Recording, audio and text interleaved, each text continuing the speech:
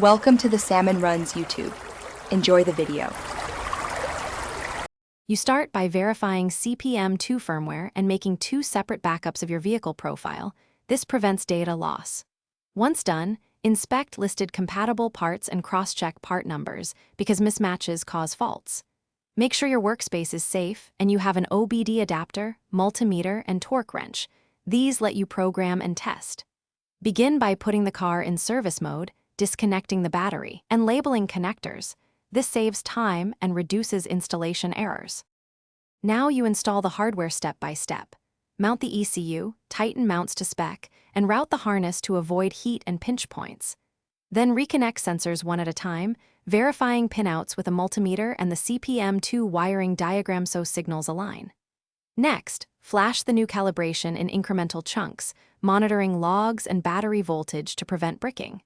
If you see errors, stop, recheck grounds and connector seating, because many faults are simple electrical issues rather than software bugs. Finish by running full system calibration and a careful road test while logging data. This proves the upgrade under real conditions. Make sure safety features and limp modes are disabled only where intended, and confirm torque specs and sensor offsets match the new setup. Once satisfied, secure covers and finalize your backup with the new configuration.